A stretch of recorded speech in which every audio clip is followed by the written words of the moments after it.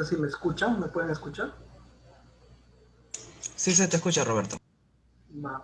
Milker, puedes empezar a grabar. Vamos a empezar ahora. Se inició la grabación. Bien, buenos días, bienvenidos a todos a este espacio del Instituto Eleusis. El día de hoy estamos realizando una conferencia virtual. Tenemos el gusto de contar con el doctor Carretero. El doctor Ricardo Carretero es analista junguiano, psicoterapeuta, médico psiquiatra, y es docente de la formación que estamos organizando en psicoterapia junguiana junto al doctor Enrique Galán. El día de hoy vamos a desarrollar el tema de la psicología analítica de Carl Gustav Jung aplicada a la práctica clínica. Les damos la bienvenida a todos, agradecemos su presencia y su interés en la psicología junguiana. Quisiera presentar a Ada Marcos. Ada es codirectora del Instituto Eleusis, es psicóloga clínica, psicoterapeuta de orientación junguiana, máster en psicología analítica, máster en estudios literarios y escritura creativa. Ella es candidata también a ser analista por la IAP, consteladora familiar, especialista en astrología arquetipal, directora académica y clínica del Instituto Eleusis, codirectora de ONIA, Mujeres en Tribu, y de Artemis, Desarrollo Integral para Mujeres. También Ada es escritora y es poeta. Entonces, bienvenida, Ada.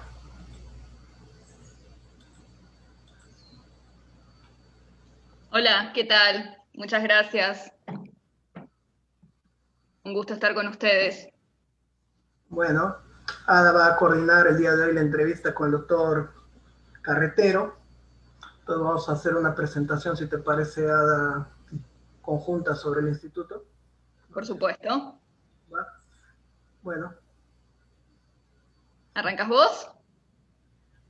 O tú, como quieras. Ya estás ahí con el PPT, así que vamos para adelante. Dale. Bueno, el Instituto Eleusis es un instituto que básicamente busca promover la psicología analítica del doctor Carl Gustav Jung.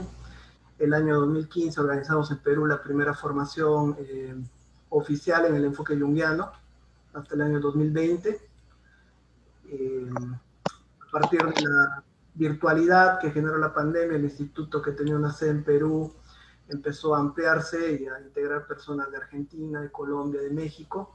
Hoy en día el instituto es un instituto que tiene proyección a ser latinoamericano. Básicamente enfatizamos mucho en los aportes de Jung, que es nuestra principal columna, pero abiertos, digamos, en la exploración de la psicología profunda, también con autores como Wolfgang Gigerich o James Hillman, ¿no?, que son importantes. Y también la relación entre el enfoque junguiano y el transpersonal, sobre todo los aportes de Groff.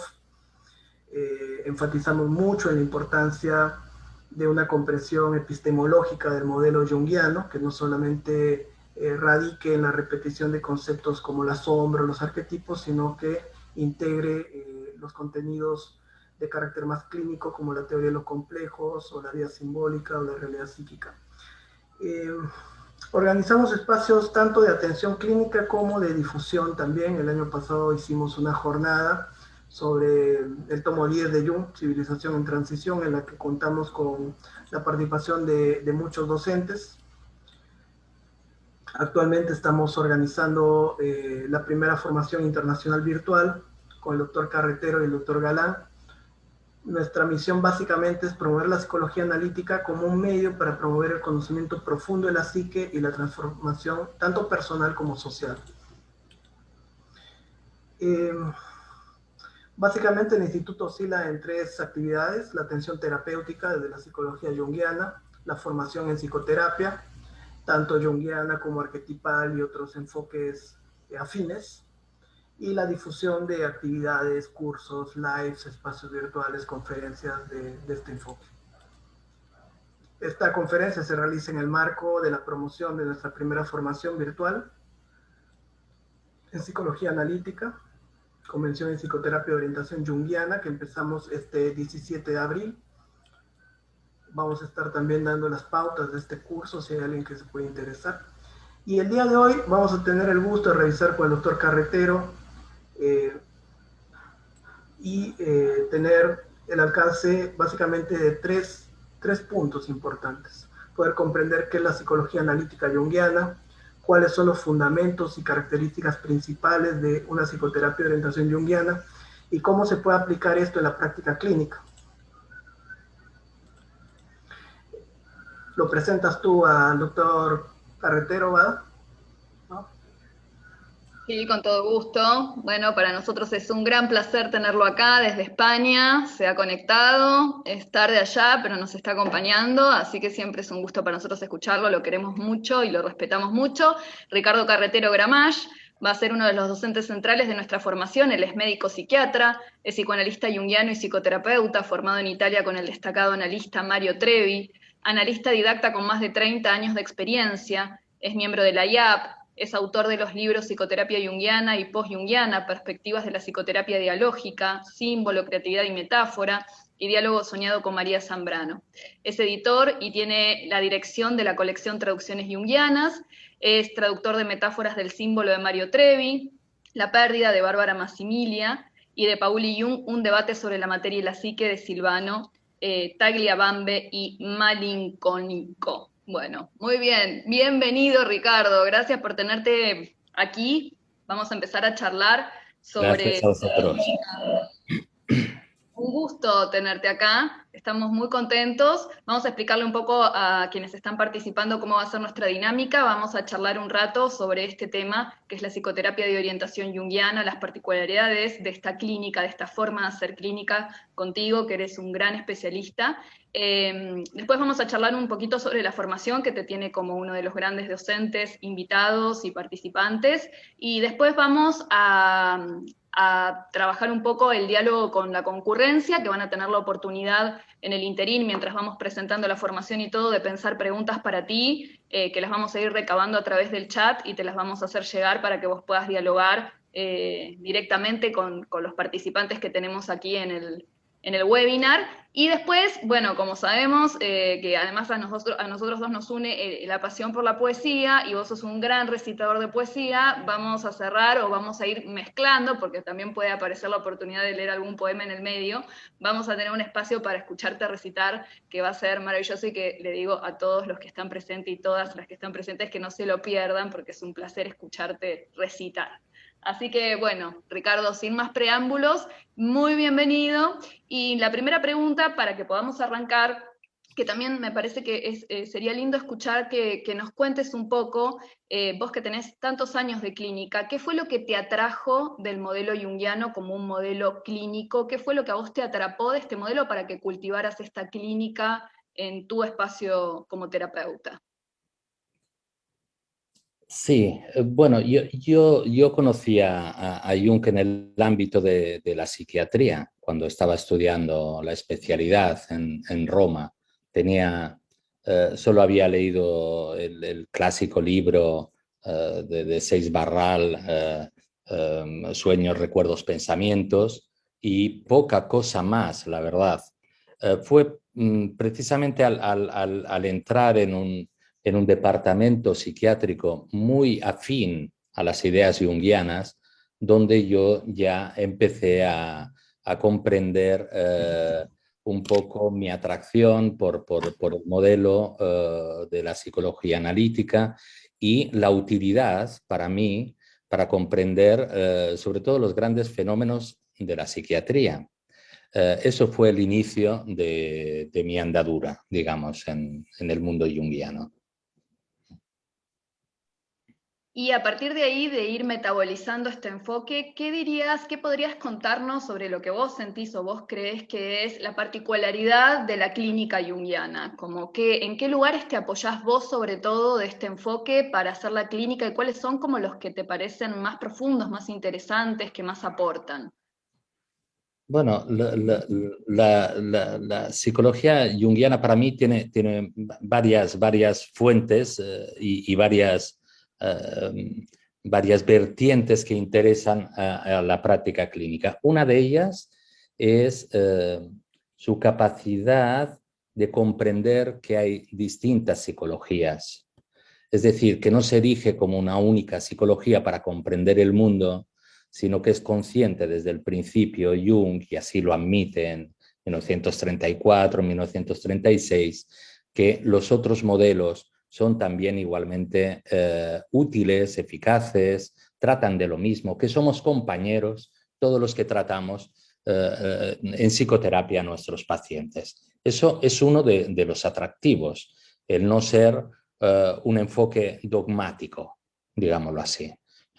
El otro es su capacidad de entender fenómenos de la salud mental y yo pienso que de la salud mental del individuo en general, no solo del individuo patológico, digamos, ¿no? O entre comillas, patológico. Jung es el primero que recala sobre su mismo malestar, es fuente ese malestar de su propio conocimiento, un poco a la manera heraclitiana de indaga en ti mismo, ¿no? O yo indagué en mí mismo, ¿no? Como dice Heráclito, un poco Jung es parecido.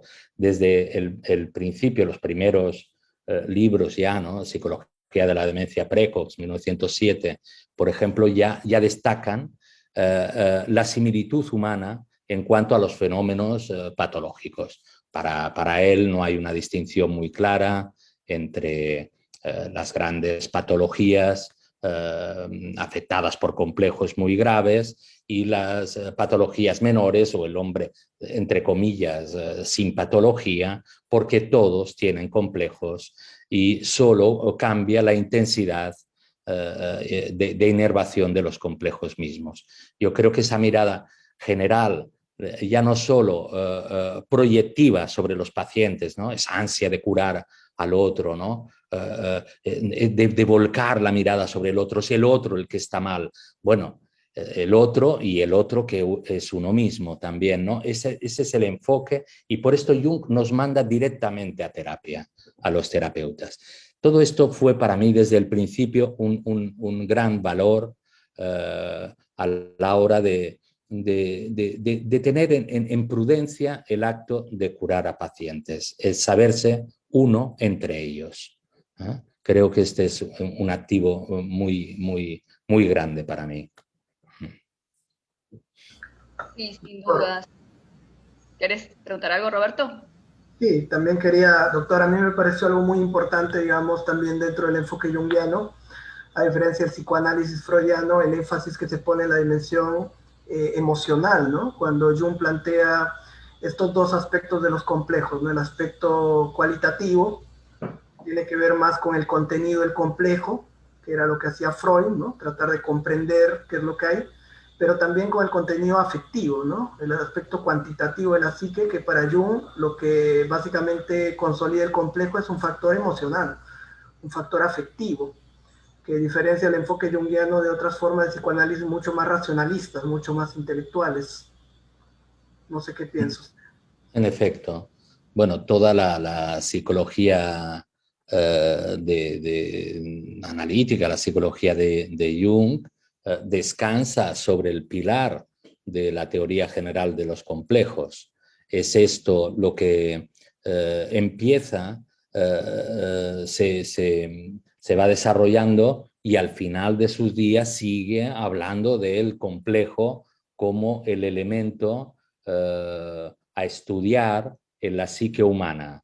Ese complejo o complejo ideoafectivo y por tanto una mezcla de imágenes cargadas afectivamente, inervadas en su lenguaje, con un tipo de inervación, digamos, dentro de lo que sería la metáfora fisiológica de la psique, un movimiento que se va cargando. Esa intensidad que coge es una carga afectiva, es una carga emocional, como decías tú, y de ahí el hecho de que para estudiar esos complejos ideoafectivos haya que sea entrar en la biografía del individuo con una dedicación antes nunca vista. Después miraremos esta mirada sobre el complejo como lugar de estudio, ¿no? Y después, aparte del estudio del complejo, desde la forma particular, que se inerva en cada individuo, la forma cultural de comprender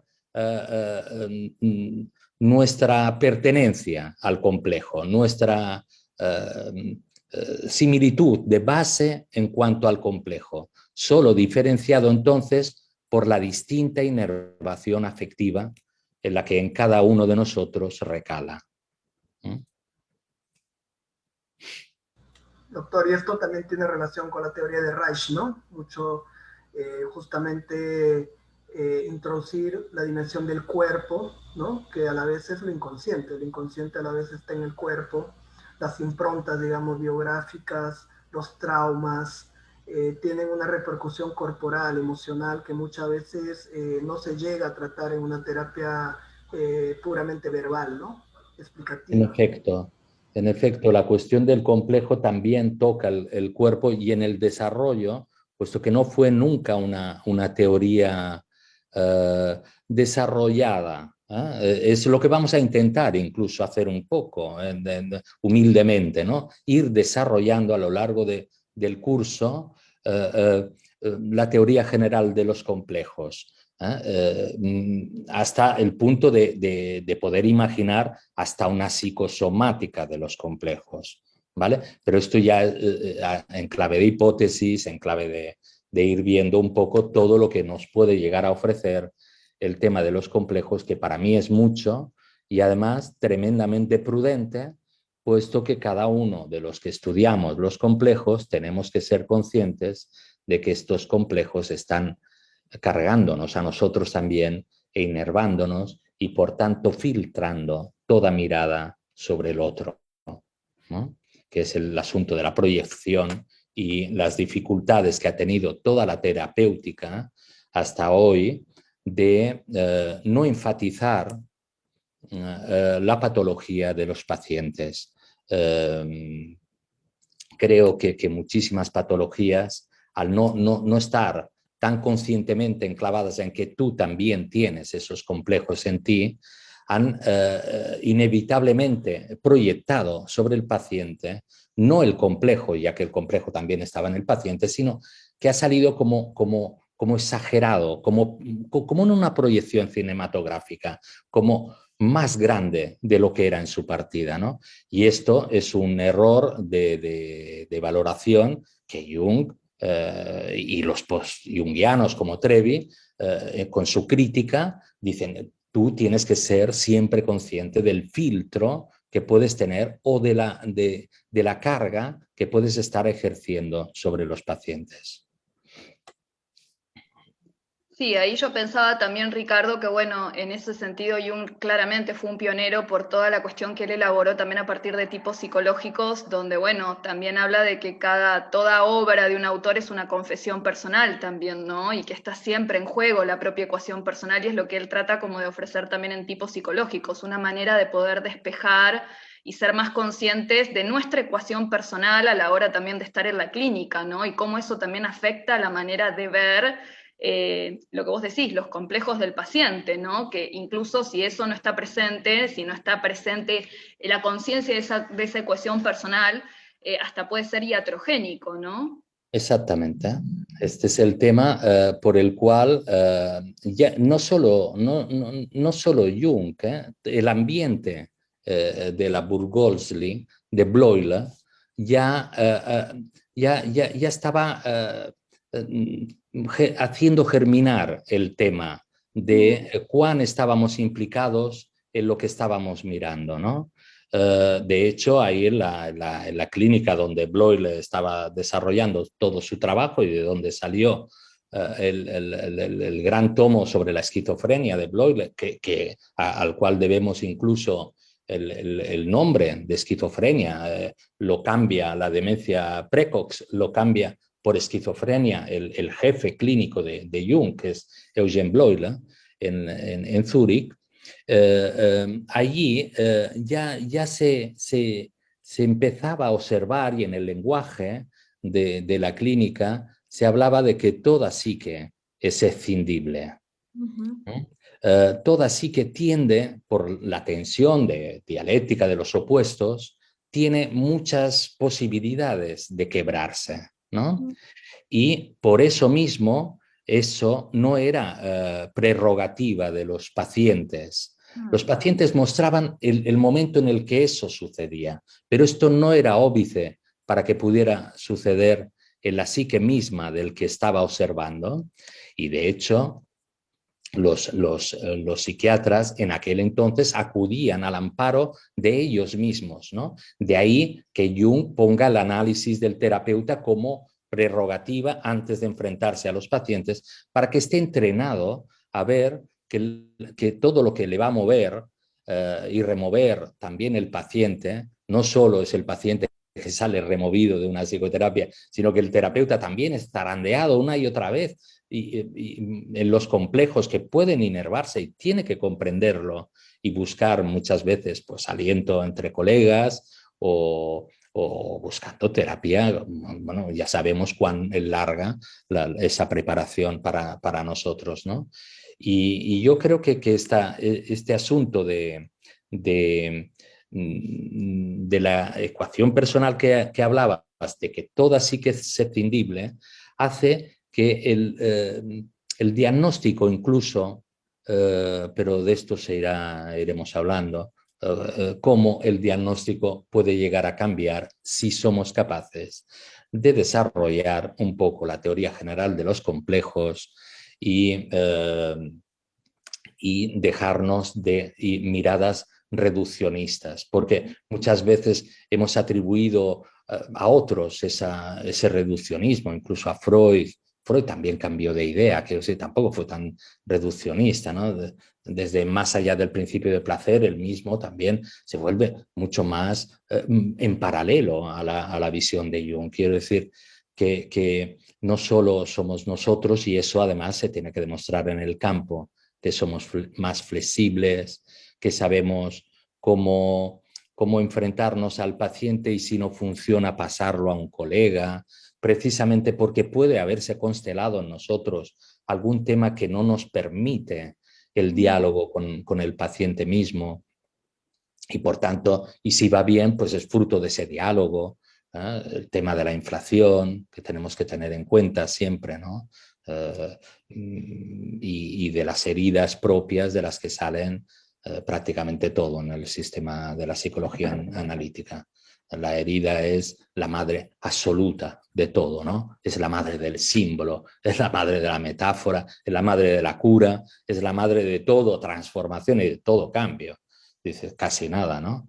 La herida, ese complejo inervado y sus tensiones internas, ¿no? Bueno, pues es un enfoque interesante, poco dogmático y prudente en el sentido del operador que tiene que tratar, ¿no? Más o menos así, ¿no? Sí, totalmente. A mí me gustaría, después que hablemos un poquito, ahora que ya anunciaste esto, sobre el sanador herido, ¿no? Que es una gran imagen que trabajamos mucho dentro de la formación como analistas junguianos, Sí. pero también te quería preguntar, Ricardo, si podías explicarle a nuestros concurrentes que tal vez recién se están acercando a este enfoque, ¿qué llamamos nosotros ecuación personal, ¿no? ¿Por qué es tan importante para nosotros esta cuestión de poder descifrar y tener conciencia de la ecuación personal, y que el encuentro entre un paciente y el analista es un encuentro entre dos ecuaciones personales? Esta gran frase de Jung que decía que, bueno, que el encuentro entre dos personas es como el encuentro entre dos sustancias químicas, ¿no? Que puede Claro. dar una gran variedad de reacciones eso. Claro, claro. Ahí viene el tema incluso del diagnóstico. El tema del diagnóstico es el siguiente. Si tú ves a un paciente y lo estudias como con tus armas, con tu ecuación personal, inevitablemente va a ser con esas lentes que vas a mirar y por tanto vas a establecer una relación compleja, hecha de simpatía, de ganas de participar en un proceso dual como es la psicoterapia, ¿no? Un proceso dialógico y tal, pero el resultado que vas a tener tú con tu ecuación personal, si lo resumes, no va a ser el que yo voy a obtener. Por tanto, la psicoterapia no es una psicoterapia que se afronta técnicamente igual desde todos los terapeutas, puesto que los terapeutas aquí deben de ser conscientes que son cada uno una ecuación personal, de eso se va a traducir su implicación y de eso incluso el diagnóstico y la terapéutica. Va a ser distinta, inevitablemente. Lo que pasa es que muchas son compatibles, en ese sentido, muchas terapéuticas son capaces de aliviar el sufrimiento excesivo que esos complejos pueden producir en la vida de los pacientes y de los terapeutas, claro. Por esto ya hablaremos también más adelante, no solo del diagnóstico, sino del tipo de psicopatología. Si hay una psicopatología en Jung, al estilo de esos estudios como Jaspers o sobre lo que es la psicopatología, o es una psicopatología a dos, como me he atrevido yo incluso a defender, incluso en congresos internacionales, ¿no? En cuanto a que inevitablemente va a ser la captación de aquello que a nosotros, en nuestra ecuación personal, nos impregna. Claro. Con lo cual va a ser una psicopatología cruzada. La primera vez que vi ese potencial, yo estaba haciendo historias clínicas en aquel momento en el Santa María de la Pietà, que es un viejo hospital manicomial, pero donde hacían curas del trabajo, artísticas en el siglo XVIII. Pero eso ya no existía como hospital.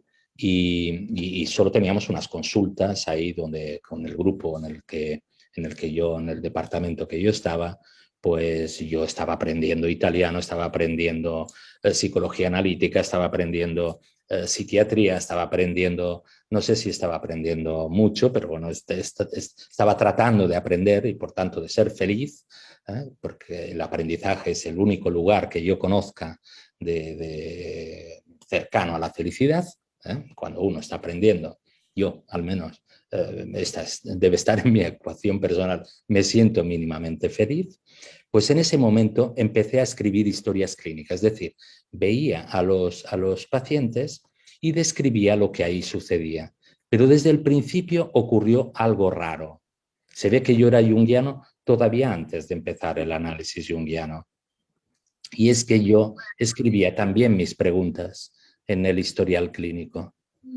Con lo cual, las preguntas puestas, y están ahí todavía en el Santa María de la Pietà, y todavía las estudian los jóvenes estudiantes de la especialidad, salía la pregunta y la respuesta por el orden en el que aparecían. No había un recolocar a posteriori ni nada, ¿no? Claro, aquel documento era una cosa un poco particular, que puso un poco de nervios en el ambiente, pero como había esa simpatía con lo junguiano, me toleraban por ser extranjero quizá, menorquín quizá, un tipo de dónde viene, que hace estas cosas tan raras.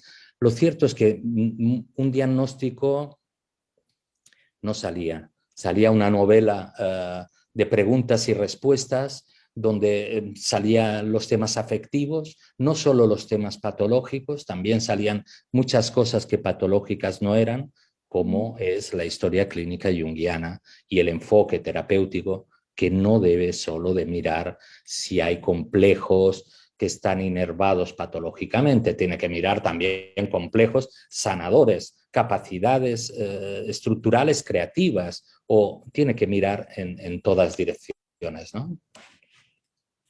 Sí, totalmente. Estaba pensando también, Ricardo, ahora que hablamos varias veces sobre cómo reflexionar sobre la propuesta junguiana en ese sentido y esto que vos decías de que, bueno, lo que diferencia en esta mirada de alguna manera lo que llamaríamos la locura, por así decir, de la normalidad es una cuestión de grados, ¿no? De quantum, no es cualitativa, es una diferencia cuantitativa, ¿no? O sea que cuando yo fui entendiendo esto, esta nosografía como un tanto espectral que plantea Jung, ¿no? Donde no pensamos en estructuras, sino que pensamos en grados, a mí me fue sumamente revelador, porque también es como entender un poco que estamos hechos de lo mismo, ¿no? Que en el fondo se trata de una cuestión de intensidades, pero no de que sea diferente en el fondo la experiencia, y eso me parece que también tiene como una repercusión. ¿Vos cómo lo has vivido a esto de enfrentarte? Porque hay como todo también, cuando la gente se acerca a la mirada junguiana o cuando yo cuento que soy junguiana, en general una de las preguntas entre colegas de otras ramas es por esto, ¿no? Como cómo se maneja la mirada psicopatológica dentro del mundo junguiano y esta cuestión de los gradientes y del continuum en un espectro que va, ¿no? Como de mayor intensidad a menor intensidad, que es una cosa que genera como una intriga, y yo te quería preguntar también ahí, bueno, vos, ¿cómo te repercutió también a vos este insight o este pensamiento de que, bueno, en el fondo la locura, la salud son muy difíciles de discriminar también, ¿no?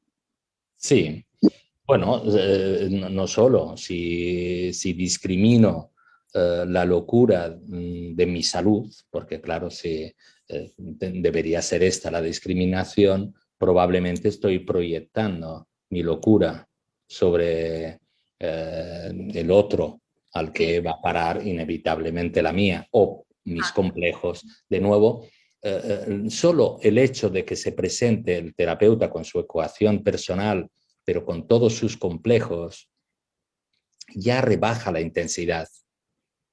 Rebaja la intensidad porque la intensidad siempre aumenta por aislamiento. Cualquier complejo que cojamos, el complejo de culpa, por ejemplo.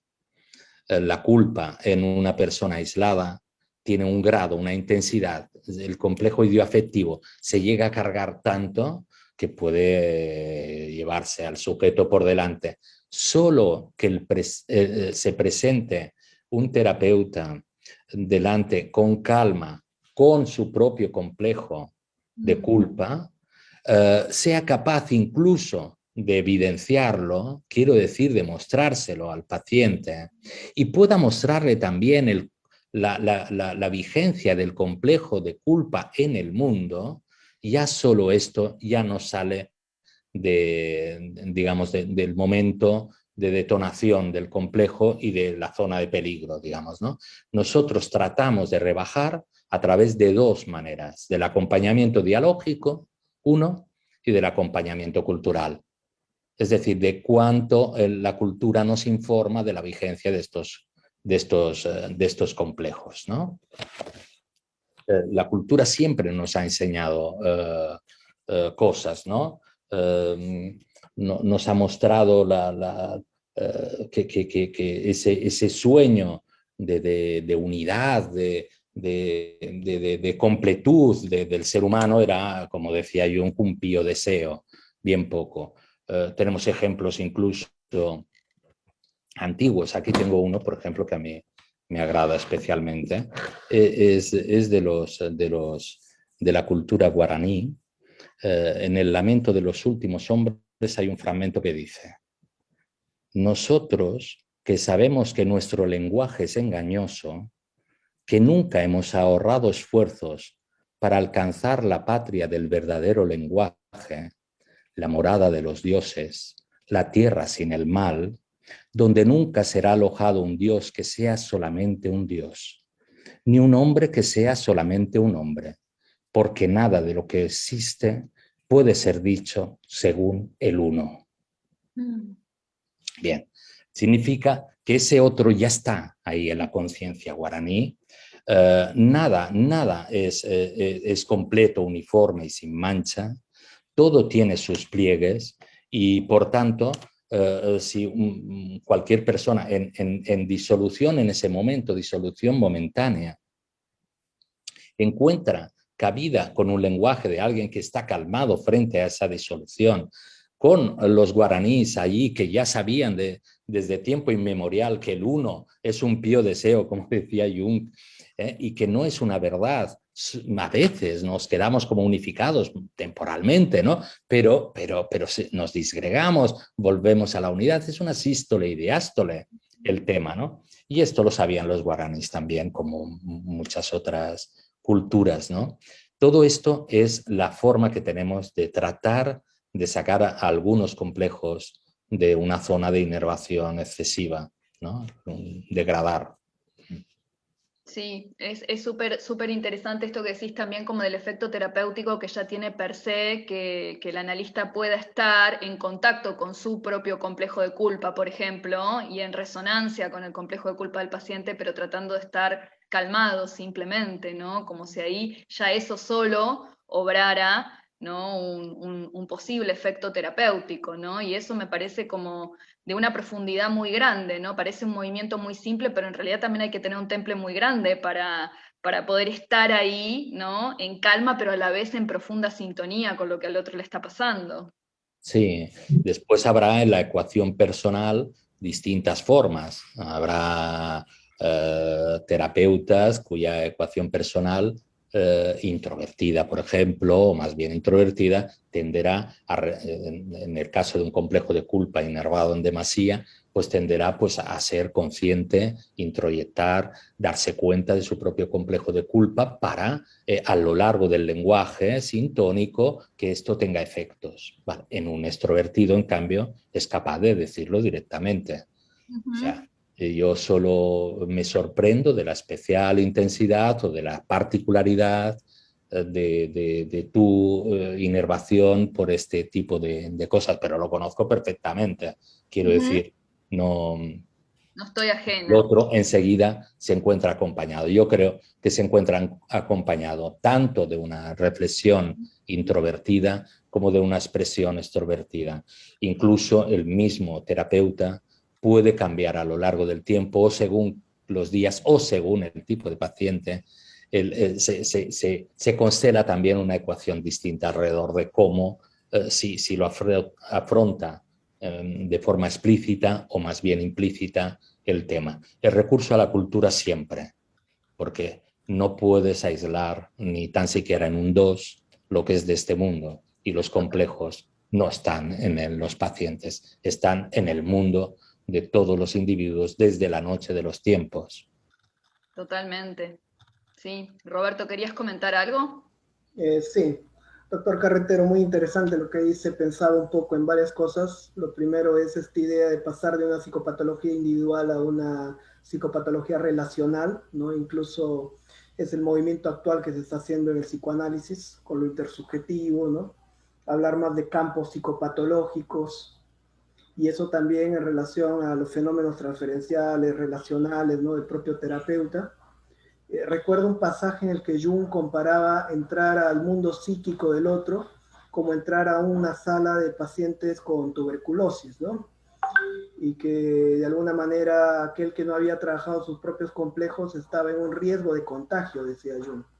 Entonces, solo que no se ve porque es psíquico, ¿no? Y entonces la importancia de la formación, la supervisión, el análisis, tiene que ver que fue Jung el que propuso justamente el análisis didáctico, ¿no? Con ese cuidado, ¿no? De entrar a ese mundo, ¿no? Lo más consciente posible y lo más diferenciado, si eso es posible, porque sabemos que en los fenómenos relacionales, ¿no? Uno no llega nunca a librarse de lo complejos, ¿no? O sea, no es que uno haga un proceso analítico y nunca más tenga complejos o enganche en una dinámica relacional, eso es imposible, es parte de la vida. Claro, igual que se puede descompensar el terapeuta momentáneamente, el tema es que lo pueda pensar, que es un asunto propio y no un asunto tipo una identificación proyectiva a la Klein, donde si yo me desequilibro es fruto de una proyección de la patología del paciente que sale de sí, viene hasta aquí, se identifica y yo me siento mal, pero no es un contagio de yo no tenía nada que ver con esto. Bueno, yo sinceramente creo que es un tremendo error el concepto de identificación proyectiva. Las proyecciones son en todas direcciones. Nosotros somos tan proyectantes como los pacientes, con lo cual es impensable para mí un individuo proyectante y el otro proyectado. Eh, eh, el tema es el que si uno se desequilibra pueda pensar que también es fruto de que algo en su ecuación personal, en sus complejos, se ha ido inervando también por causas propias, ¿no? Y esto, si lo puedes pensar, lo puedes, estás ya actuando sobre ello. Puedes llamar a un colega, puedes tratar de de limar el asunto, pero no incides, no vas contra el paciente como la causa de tus males, de tu frustración, de tus inquietudes, ¿no? El paciente no está ahí para desequilibrarte, ¿no?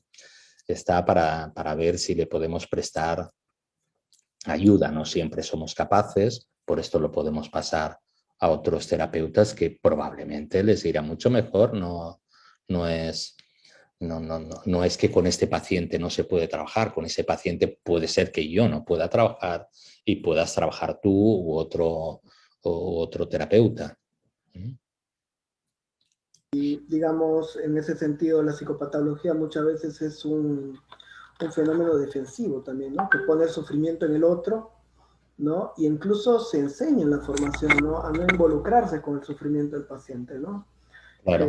Que el otro no es un sujeto, sino es un objeto, ¿no? Con el cual no hay que tener justamente objetividad, ¿cierto? Es un poco la formación del psiquiatra, del médico. En el caso del médico, incluso la formación empieza con el cuerpo, ¿no? Ni siquiera es la relación con el otro como persona, sino con el cuerpo del otro. Entonces, en esta relación donde se va objetivizando, ¿no? Incluso la psique, ¿no? Donde la psique no tiene psique, como diría Jung, ¿no? Es una psicología sin alma, ¿no? Se ve síntoma como algo que es secreción cerebral o que es producto de condicionamiento y que no tiene nada que ver con la historia personal del sujeto, con su complejidad, con su mundo interior, con su vivencia, ¿no? Y entonces, ¿cómo se relacionaría ahí justamente el concepto de realidad psíquica, vida simbólica, con la ecuación personal al momento de hacer la praxis, ¿no? Sí, claro, es todo, todo está abierto a una práctica que tiene que mostrarse en un campo de acción, ¿no?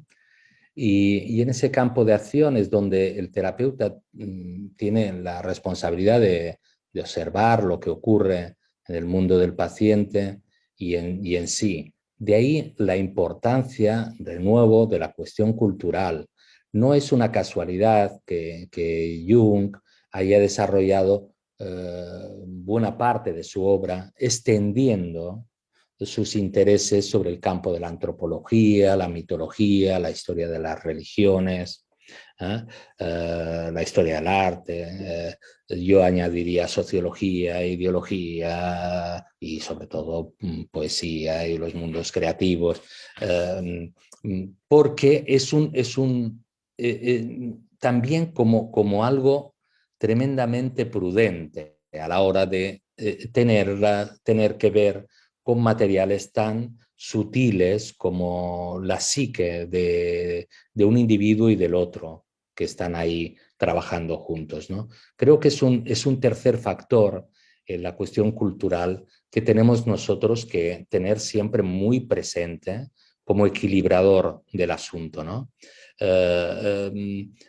Primero porque rebaja muchísimo la posibilidad de proyectar sobre los pacientes los propios complejos, ¿no? El estudio del complejo desde el factor cultural y hace que está en él, está en ti y ya esto rebaja, digamos, la atmósfera en la que está la psicoterapia. La psicoterapia es también un mundo de atmósfera, es decir, requiere un ambiente donde las cosas sean donde el paciente y el terapeuta se sientan seguros, digamos, ¿no? Y esa seguridad donde poder hablar y poder ser sinceros y poder hablar custodiados por la presencia del otro, la cultura genera siempre como una mirada de fuera, lo contrario del superior, algo que está allá afuera que tiene que ver con nosotros y que nos recuerda qué estamos haciendo ahí. Y lo que estamos haciendo, seamos médicos, psiquiatras o psicólogos o filósofos, seamos de la profesión que seamos, tiene mucho que ver con el juramento hipocrático. Se puede estudiar, pero no dañar a los pacientes. El principal escudo es non nuocere, ¿no? La no nocividad, es decir, tener en cuenta que cuando curas si no vas con cuidado, puedes enfermar, no solo puedes no tener éxito con el paciente.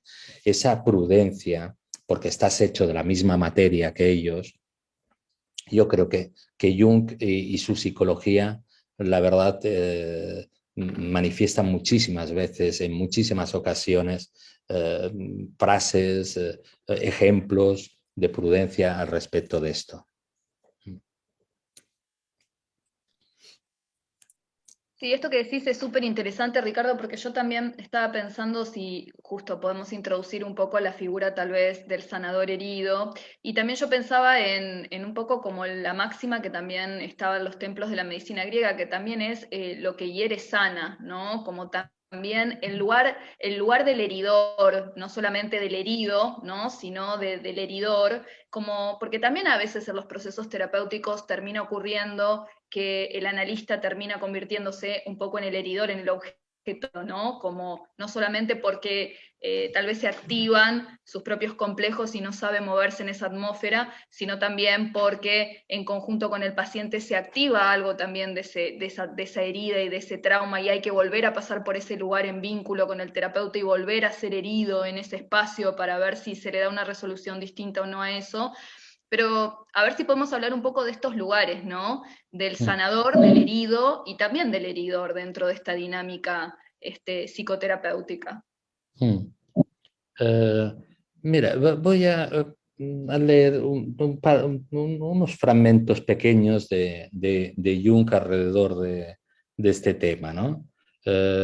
Primero empezaremos por la cuestión dialógica, después el tema de la personalidad del terapeuta y después sobre el sanador herido. ¿Vale? Al principio dice, todo esto está en el libro este de psicoterapia junguiana y post-junguiana. Dice, por eso, si quiero cuidar la psique de un individuo, debo, quiera o no, renunciar a todo privilegio, a toda autoridad, a todo deseo de ejercer mi influencia. Debo por fuerza seguir un procedimiento dialéctico que consiste en una comparación de nuestros respectivos datos. Y esta confrontación solo será posible cuando yo dé al otro la posibilidad de presentar su material lo más perfectamente posible y sin limitarlo con mis suposiciones. Su sistema entrará así en relación con el mío y actuará sobre él. Esta acción es lo único que yo, en cuanto individuo, puedo contraponer legítimamente al paciente. Más claro, imposible. O sea, esa acción se da, es dual, se ejerce del paciente, trabaja, constela también al terapeuta, y esta acción es lo único que puede contraponer dialécticamente y de forma legítima en su voz cuando habla con el paciente.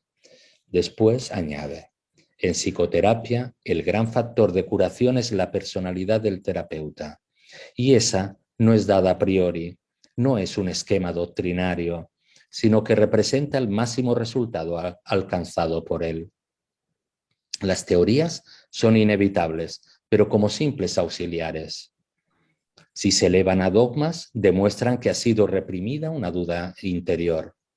Se precisan muchos puntos de vista para dar un cuadro aproximado de la multiformidad de la psique. Por ello, se equivoca quien reprocha a la psicoterapia en no saber unificar sus propias teorías. Si se diera ese consenso, solo demostraría una estéril unilateralidad. Ni la psique ni el mundo pueden ser enjaulados en una teoría. Las teorías no son artículos de fe, sino a lo más instrumentos de conocimiento y de terapia. Si no es así, no sirven para nada. Y por último, respecto del sanador herido, dice, podría decirse, sin estar exagerando, que cada tratamiento destinado a penetrar en las profundidades consiste, al menos en el 50%, en el autoexamen del terapeuta. No sucede nada malo si siente que ha sido tocado, si ha sido sorprendido en el error por el paciente. Puede curar a los demás en la medida en que está herido él mismo.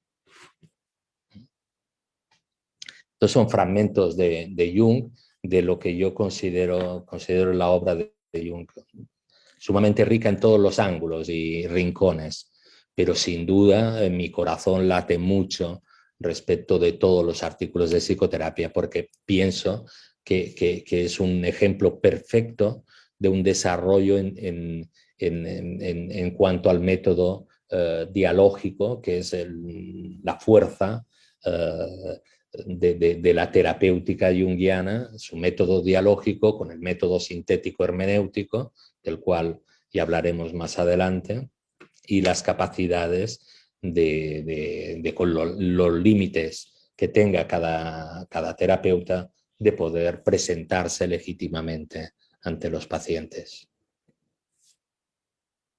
Doctor Carretero, ¿Sí? y también me parece muy importante señalar que la psicoterapia junguiana no se limita solamente al tratamiento, digamos, de la patología o de los complejos, sino que busca también objetivos más generales, ¿no? Como el autoconocimiento, la búsqueda de sí mismo, la ampliación de la personalidad, ¿no? Y eso es muy novedoso y tiene mucha relación también, digamos, con los aportes de lo que va a ser después la psicología humanística, ¿no? La terapia existencial, donde la psicoterapia no se limita a ser un método de tratamiento, sino que se acerca a ser una búsqueda profunda, ¿no?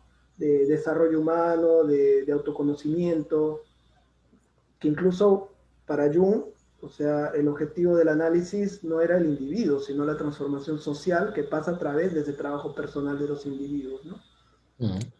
Sin duda, todas esas terapias que has mencionado, pero también el postfreudismo con todas sus vertientes relacionales y de ampliación, todo esto está abriéndose en la dirección no solo de ser un lugar donde se acude por un momento de desequilibrio, sino también esto para desarrollarse o para en elementos que sean importantes para un sujeto. No es raro esa demanda, aunque, como digo, la demanda es lo que mueve. Las personas vienen y vienen a veces por varias razones. En un principio a veces por un complejo inervado, después pasan a desarrollo personal, a conocimiento del mundo y de sí mismo. Puede ir cambiando esa demanda o viceversa. Puede ser una demanda, cuántas veces, ¿no? Aparecen personas que se dedican al arte o a cosas así para conocerse mejor y salen los complejos inervados durante la exploración misma, ¿no? Pues tienes que, en ese caso era un desarrollo personal, pero pasa por ser un tratamiento. No tiene mucha importancia, al fin y al cabo, todos tenemos esos complejos y el paciente está siempre acompañado de un terapeuta sensible a ese tipo de demandas y que cada vez son más numerosas, entre otras cosas porque también el paciente a veces llega antes que los terapeutas a comprender ciertas cosas, como por ejemplo que estos complejos están en todos, no todos se sienten aislados y los aislados requieren acompañamiento clarísimo, ¿no? Pero hay gente que ya sabe que están esos complejos en el mundo, simplemente quiere saber cómo puede rebajar algunos aspectos, porque algunos complejos evidentemente no nos dan tregua, ¿no? El complejo de abandono, el de culpa, el complejo materno, el complejo del ánimo. Es decir, hay complejos o el complejo de la disolución, una continua alarma de que algo va a pasar, algo va a suceder, el complejo de la enfermedad continuamente con una gran alarma sobre el propio cuerpo, ¿no?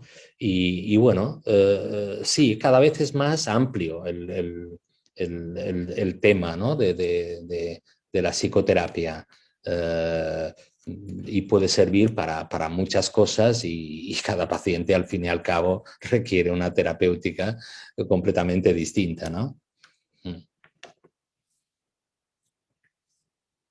Sí, yo estaba pensando justamente en eso, que cuando hablábamos de psicopatología también, como que bueno, el desafío también es poder armar como un enfoque o una teoría para cada paciente, ¿no? Como si fuese también un Claro. trabajo muy artesanal de acercamiento, ¿no? Que bueno, que la teoría ahí tiene que quedar de fondo para que se pueda recortar otra cosa en el encuentro. Y pensaba también, Ricardo, en esto que venías hablando como del encuentro entre el paciente y el terapeuta y el atravesamiento de los complejos mutuos, y justo hay una pregunta en el chat que me parece interesante como traerla ahora, que habla de cuál sería la relación entre uno de los conceptos centrales también de la obra de Jung, que es la sincronicidad, ¿no?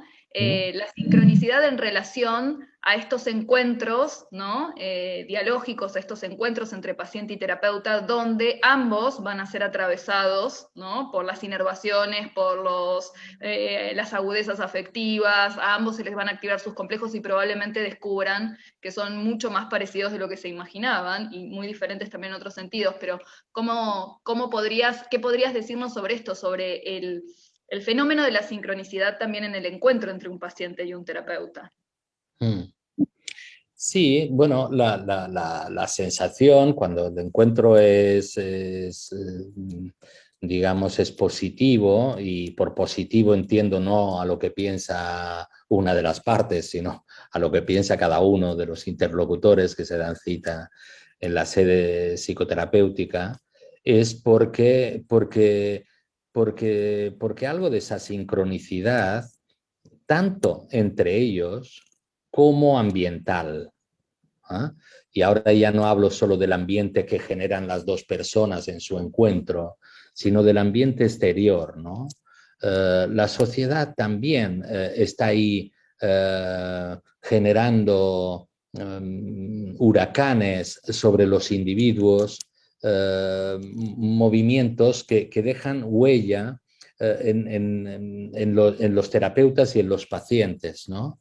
Véanse el problema de una carestía, de una guerra o de una pandemia como la que estamos viviendo. Pensar que todo eso no nos está también haciendo de puente sincrónico, quiero decir que las psiques están sincronizadas también en un universo que tal, y nos ayuda y nos perjudica, dependerá caso a caso. Esperemos que nos ayude, porque todo lo que nos ayuda a comprender nuestros límites en el fondo también nos ayuda, con lo cual dependerá de que sepamos leer todo lo que ocurre y las limitaciones que se produzcan como un aprendizaje y como algo útil para esa tremenda aventura de proceso de individuación a dos, ¿eh? Que también es el proyecto de la psicoterapia junguiana, aunque todo eso requiere mucho tiempo para desarrollarlo, que sea a dos, ¿no? Siempre se ha hablado del proceso de individuación de los pacientes por un lado y de los terapeutas, pero probablemente sea revisitado ese proceso de individuación en cada terapeuta, en cada paciente que tiene, ¿no? Sí, totalmente, ¿no? Y bueno, ahí también como con nuestros pacientes se da la posibilidad también de eso, de una individuación conjunta cuando nos dejamos traspasar también, ¿no? Porque yo creo que esta es una sensación que tenemos los terapeutas cuando nos entregamos también a la clínica, ¿no? Que a la par que se está moviendo algo o algo está avanzando, en el mejor de los casos en el paciente, también está avanzando en nosotros, ¿no? Evidentemente. Es inevitable sentirlo así también, y por ahí también esto, ¿no? Como lo importante que es que se pueda forjar ese pacto de individuación y no que quede como un pacto disociativo, ¿no? Donde el terapeuta es el sano, ¿no? Y el paciente es el roto y el herido y el que carga con toda la patología, con lo cual lo que vos también podías, lo que hablaba también Roberto del contagio del terapeuta, pero también el contagio del paciente, ¿no? Cómo podemos contagiar al paciente con nuestras propias heridas, si lo que funda el encuentro terapéutico es un pacto disociativo, ¿no? Exactamente. Sí, totalmente. Así que bueno, me parece que hay mucho para seguir compartiendo. Hay preguntas súper interesantes, Ricardo, en el chat, que me parece que estaría muy bueno leer. La de sincronicidad era de Alex, así que bueno, gracias Alex por ese aporte. Creo que da para seguir hablándolo más. Si te parece, ahora lo que vamos a hacer es presentar brevemente la formación que te tiene como uno de los docentes centrales y después vamos a dejar un espacio para leerte las preguntas y para que puedas recitarnos poemas. Así que, si te parece, Roberto, ¿podrás compartir pantalla vos con...? Sí. Doctor Carretero, ¿Mm? también sería interesante que nos pueda explicar en algún momento concretamente, porque bueno, cuando uno habla de todo esto, evidentemente parece una cosa muy compleja, ¿no? La relación, la transferencia, todo lo que implica hacer psicoterapia, pero de forma concreta, ¿cómo es que trabaja un analista junguiano, ¿no? Para la gente bueno, que no conoce, que se acerca por primera vez, ¿no? ¿Cómo es, por ejemplo, el trabajo de un analista a nivel práctico? Mm. Sí, bueno, a nivel práctico yo creo que el cuadro es ya un poco consonante con lo que hemos dicho. Se podría, si tiene imaginación, el que no lo conozca, más o menos puede llegar a él, ya que no hay una jerarquía en el mundo de la psicoterapia junguiana y es dialógica. Entonces las dos personas se sitúan una frente al otro en general en asientos iguales, ¿no? A una cierta distancia, sin objetos intermedios y pactando desde el principio en los términos de la relación, ¿no? Para que sean claros y pues, generando un ambiente de seguridad, ¿no? Tengamos en cuenta el tema de la seguridad, que es uno de los más importantes que existen. El paciente tiene que sentir, y eso se tiene que evidenciar desde el principio, que lo que allí ocurrirá nunca va a ser tergiversado, es decir, es portado fuera. Y digo tergiversado porque todo lo que se exporta fuera de una relación dialógica es una tergiversación. Difícil el razonar sobre ello, porque nos ocurren muchas relaciones, que lo que se produce en una relación cuando se exporta fuera por una de las partes es una tergiversación. Lo que ahí sucede en cuanto a movimiento psíquico es un asunto que tiene que ser de la máxima sencillez y seguridad para los interlocutores. Depende después cómo es. No hay dos consultas iguales, no hay dos terapeutas iguales. Yo qué sé, pues, hemos hablado del principio de mi carrera. Yo durante mi carrera, 30 años, no se me podría llamar un terapeuta de salón, salvo porque trabajo en el salón, ¿no? O sea, es una paradoja, pero no soy un terapeuta de salón en el sentido de que la mitad al menos de mis pacientes en psicoterapia son pacientes que vienen, digamos, de los cuadros que no suelen frecuentar la psicoterapia. Hablamos de las grandes patologías o habladas como grandes patologías. Yo siempre tengo mi corazón buscando que la mitad de mis pacientes vengan de esa área porque es una cuestión personal, ¿no? Y cada uno lo hace a su manera, tiene pacientes distintos según el tipo de formación, pero todo lo que hemos estado hablando, todos usamos el dialógico, todos necesitamos una gran... yo lo llamo aguantar el tirón. Quiero decir, ser capaz de aguantar la tensión sin proyectar, ¿vale? Es decir, el aguante que hay que tener para que no salga lo que está ocurriendo dentro de la psique del terapeuta escindido, proyectado fuera de sí en el mundo del paciente o en el mundo personal del terapeuta, que sería otro lugar donde podría ir a parar todo eso si se escinde. Por otro lado, las secuencias no suelen ser la frecuencia de 4 veces por semana, pero eso no lo hace nadie ya desde hace siglos, ni los ortodoxos freudianos Incluso muchas veces lo que hacen es dividir un encuentro en 4, o sea, para, para hacer ver que tienen 4 sesiones, ¿no? 15 minutos cada uno, hacen 1 hora, pero hacemos 4 sesiones semanales, ¿no? Es decir, no hay forma humana, todo depende también del mundo en el que vivimos, y el mundo que vivimos ahora pues suele fiarse de la frecuencia que se pacte libremente entre lo que piensa el terapeuta, lo que piensa el paciente y las capacidades también de ambos para sostener esa frecuencia, ¿no? Y bueno, y los parámetros son la claridad, y bueno, se habla a veces dentro de la psicoterapia junguiana, bien poco, a no ser que sea en formación, de términos. Hay términos, por ejemplo, que no suelen usarse en las terapias con pacientes, porque la terminología, incluso el lenguaje, se constela también desde el foco de la terapia misma. Quiere decir, puedes hablar según el lenguaje del paciente, no le vas a decir, bueno, el proceso de individuación en el que andas inmerso, bueno, esto si es alguien en formación, hablaremos del proceso de individuación, si no, navega no necesariamente en explícito dentro del lenguaje con los pacientes, ¿no?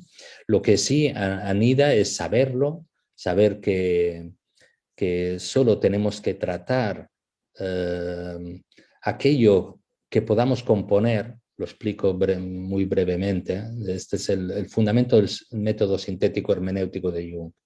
Nosotros podemos tratar las temáticas de los complejos de los pacientes solo si los podemos combinar en su psique. Es decir, si ese tratarlos significa recomponer la psique del paciente con ello. Es decir, que no podemos analizar cosas que no sean sintéticas, que no se recompongan dentro del cosmos del paciente, que no tengan cabida, digamos.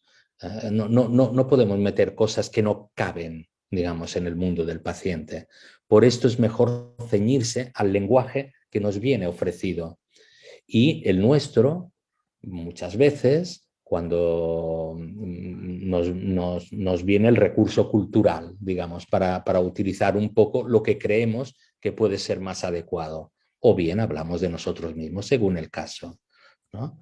Es una psicoterapia dinámica, como todas las psicoterapias dinámicas, un poco de corte humanista, como has mencionado, un poco también no ligera, es más bien profunda en cuanto a que estamos en psicología profunda, no solo por encima, no se habla nunca ni de comportamiento, sino que la mirada es un poco más psíquica, es decir, complejos psíquicos de los pacientes que le mueve, ¿no? Lo más importante, y esa mirada sobre el mundo también, ¿no? Que no sé, es muy importante comprender. Los pacientes a veces están aquejados de algo que cuesta mucho rastrear. Todos los temas traumáticos por sincronicidad pueden aparecer, pero no siempre te aparecen. No siempre la línea es clara para saber de dónde viene tan inervado un determinado complejo de culpa o de lo que sea, ¿no? Por tanto, hay que tener tiempo a disposición para seguir hablando, para tratar el soporte de los sueños, que es tremendamente importante, el lado imaginal también de las personas, su capacidad, digamos, ya particular de comprender ciertas cosas. No todo el mundo le va bien la poesía, por ejemplo, ¿no? No sabes muy bien, tienes que ir probando. Hay personas, por ejemplo, una de las cosas que funciona con casi todo el mundo es la mitología. Esa sí que funciona, ¿no? Cuando hablas del mito, cuando hablas de Narciso, es muy difícil que los pacientes no entiendan, ¿no? Sobre todo si profundizas, si lo leemos juntos, por ejemplo, porque es espectacular Ovidio en ese tratamiento de cosas, ¿no? Entonces, bueno, vas haciendo con los soportes que van apareciendo, ciñéndose siempre en lo posible al lenguaje del paciente. Y nosotros tratamos de hacer este corte dialógico basado en el método sintético hermenéutico que iremos desarrollando la utilidad, cómo funciona. Yo me he perdido mucho tiempo para ver y estudiar de qué manera esto se incrustaba realmente en la psique del paciente y del terapeuta. ¿Qué significa la asimilación y la integración de materiales? ¿De qué manera ese diálogo trabaja y se hace real en la psique de los componentes del diálogo? ¿No? ¿Cómo actúa? No solo cómo presumimos que actúe, sino cómo actúa, ¿no? Son elementos de depósito dentro del psiquismo de los interlocutores que es muy importante también conocer y estudiar, ¿no? Muchísimas gracias, Ricardo. Hermoso escucharte hasta aquí. Vamos a seguir charlando porque hay preguntas, como ya dijimos. Así que, bueno, vamos a charlar un poquito sobre la formación, que como decíamos, te va a tener como uno de los protagonistas, por suerte. Estamos muy contentos de que así sea. Bueno, la formación va a arrancar en abril, está auspiciada por el Instituto Eleusis y nuestros dos docentes centrales van a ser Enrique Galán, que ya estuvimos charlando con él la semana pasada, y también Ricardo Carretero. Bueno, nuestra formación, ¿por qué hacer esta formación con el EUSIS? Bueno, vamos a ver, básicamente nuestro programa tiene docentes de altísimo nivel.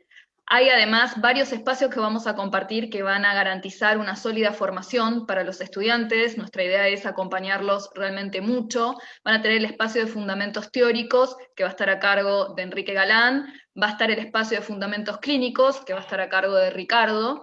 Vamos a tener también clases magistrales adicionales que van a ser una vez al mes con voces interesantes dentro del mundo junguiano. Ya tenemos un montón de personas súper interesantes que confirmaron su participación, que van a estar dando clases especiales para abrir nuestros horizontes, sobre todo personas que llevan mucho tiempo investigando en este mundo, así que va a ser interesantísimo también poder tener mes a mes una clase magistral. Vamos a tener después también el espacio de las clases de afianzamiento que van a estar a cargo de nosotros, del equipo de Eleusis, que va a ser un espacio más íntimo, donde vamos a trabajar más en filigrana con los estudiantes y vamos a estar recabando dudas, ayudándolos a procesar todo lo que va ocurriendo en el espacio con Ricardo, con Enrique, en las clases magistrales. Vamos a ir leyendo de puño y letra Jung, que también requiere un acompañamiento, ir atravesando la digestión, digamos, de la obra completa para que se pueda ir interiorizando a este autor tan complejo y tan rico y tan vasto, y que puedan ir integrando, digamos, su mirada, ¿no? Y después también va a haber un valor agregado que van a ser las clases pregrabadas de Ricardo y de Enrique, que es material que ya está previamente trabajado y que la idea es que ese material les va a llegar a su casilla de mail una clase por semana de cada uno de estos docentes, una clase de 1 hora de Ricardo y una clase de 1 hora de Enrique por semana que van a recibir en su casilla de mail y que les va a permitir también no perder conexión con la formación, porque es una formación que va a acontecer una vez al mes, si no me equivoco, va a ser el tercer fin de semana de cada mes, sábado y domingo, y entonces para que no perdamos el contacto y la conexión, van a recibir una clase pregrabada de nuestros dos docentes centrales para que puedan seguir en contacto, seguir escuchándolos, seguir integrando el material y que puedan también disfrutar desde sus casas y administrar sus tiempos para poder ir elaborando también esa información. Va a ser totalmente virtual la formación, la van a tener, vamos a encontrarnos acá por la plataforma de Zoom, y va a durar 24 meses. Los requisitos para ingresar a nuestra formación es básicamente tener un deseo de conectarse con esta mirada. Por supuesto no va a ser la misma certificación en el caso de que sean profesionales de la salud, de que en el caso de que no lo sean, pero están todos invitados a participar porque realmente creemos que el enfoque junguiano es un enfoque de interés general, así que van a estar todos invitados. Y bueno, vamos a acompañar mucho también para que los que quieran, los que pertenezcan al ámbito de la salud y se quieran formar como psicoterapeutas estén acompañados para poder también desarrollar su proceso de supervisión, de análisis, que es una manera importantísima. Ya creo que con la charla de Ricardo de hoy queda súper claro, una pata importantísima en el desarrollo de un psicoterapeuta, ¿no? No es necesario tener conocimientos previos, o sea, pueden acercarse de cero porque realmente vamos a ir construyendo peldaño a peldaño la integración de este material, de esta teoría. Vamos a empezar desde el arranque y para quienes ya tienen algo de conocimiento en la obra junguiana, también va a ser muy beneficioso poder ir cimentando de cero. Siempre es una obra a la que está muy bueno volver y que uno siempre encuentra cosas nuevas, es muy, muy inagotable en ese sentido, así que bueno, realmente creo que van a estar muy bien acompañados. Y vamos a la siguiente. Creo que ya estamos terminando con la presentación de la formación, no nos queda demasiado para decir. A presentar nuestro instituto, que igual ya lo presentamos al principio, que es quien va a certificar las formaciones, y no más que eso, digamos, que los esperamos. Que además quienes se matriculen durante este tiempo, durante estos días, van a recibir un bonus que les vamos a regalar, que es que van a recibir personalmente en sus casillas de mail un material muy valioso que se realizó el año pasado, que es la revisión del tomo 5 y del tomo 6 por parte de Enrique Galán, y también por otro lado, las jornadas de civilización en transición que realizamos, en donde Ricardo también participó con un trabajo espectacular y además muy activamente en varias de las presentaciones que hicimos, que bueno, es el tomo 10 dentro de la obra completa de Trotta, un tomo muy actual para pensar lo que estamos viviendo hoy, y bueno, hicimos unas jornadas en donde participaron un montón de voces junguianas súper interesantes, estuvo Ricardo, estuvo Enrique, presentamos trabajos los miembros de Eleusis, y van a recibir también ese material para que puedan empezar a encender motores, así que bueno, va a ser una linda oportunidad para tener también esa información. Así que bueno, vamos directamente a las preguntas, si te parece. No sé si Roberto querés agregar algo sobre la formación antes de dar paso a lo siguiente. Sí, bueno, que un énfasis especial en la aplicación clínica, ¿no? La formación es una formación corta, ¿no? Normalmente una formación junguiana toma por lo menos 4 o 5 años, las que hemos hecho nosotros, por ejemplo, ¿no? Y esta es una formación que va enfocada a la aplicación práctica, entonces vamos a hablar mucho sobre la aplicación concreta en el ámbito de la terapia. Vamos a usar también mucho la inclusión de recursos expresivos, experienciales, ¿no? Dentro del trabajo, mucho imaginación activa, trabajo con el arte, con los sueños. Están acá los dos docentes principales, que son el doctor Galán y el doctor Carretero. Y bueno, algunas de las personas que van a ser invitadas, ¿no? Bueno, la estructura de la formación, que va a estar dada por 4 espacios: fundamentos teóricos, clínicos, clases magistrales y los espacios de afianzamiento. Y bueno, básicamente todo lo que dijo Ada, ¿no? Sobre los materiales que se van a recibir. Hay un énfasis importante en la importancia del trabajo personal del alumno, ¿no? Eso va a ser fundamental. Y bueno, el programa está básicamente dirigido a todas las personas, tiene una duración de 24 meses, el costo es de $100 para Perú, personas fuera de Perú $110, hay que pagar una matrícula, ¿no? Para reservar un poco el espacio. Y bueno, vamos a arrancar esto el 17. A las personas que se inscriban, vamos a darles también un material grabado, que es un curso que hicimos con el doctor Galán sobre el tomo 5, el tomo 6 de la obra completa de Jung. Es un curso de más o menos 18 horas cada uno. La grabación de las jornadas que hicimos el año pasado, como dijo Ada, y un curso introductorio que van a ser los conceptos centrales que vamos a estar viendo a lo largo de los 2 años, ¿no? Bueno, también es importante decir que Eleusis es un instituto que está abierto a incorporar personas, cualquier persona que tenga un compromiso con el enfoque, alumnos que realmente tengan la motivación de seguir profundizando, pueden ser invitados al finalizar la formación como colaboradores a los diversos espacios, jornadas, ¿no? Cursos, publicaciones, si es que el alumno realmente está bien formado y está bien motivado con esta escuela, ¿no? Estamos abiertos nosotros a colaborar con cualquier persona comprometida. También invitarlos a próximos webinars que vamos a estar haciendo el día 27 con Ada. Revisaremos las técnicas principales de exploración del inconsciente planteadas por la psicología analítica. El día 3 de abril estaremos revisando conceptos centrales del modelo junguiano con junto a John, ¿no? Con Ada y conmigo. Y el día 10, ¿no? Faltó que la ficha el día 10 estará el doctor también Vicente Rubino, que va a estar, digamos, con Ada, también hablando sobre la psicología analítica, ¿no? La aplicación en relación a los trabajos simbólicos, a la literatura, cómo se aplica eso en el trabajo analítico. Las personas interesadas en inscribirse en la formación pueden mandar un WhatsApp a este número solicitando, bueno, inscribirse, ¿no? Tenemos ahí un brochure muy detallado, pero es prácticamente todo lo que estamos explicando acá, ¿no? Sobre la información.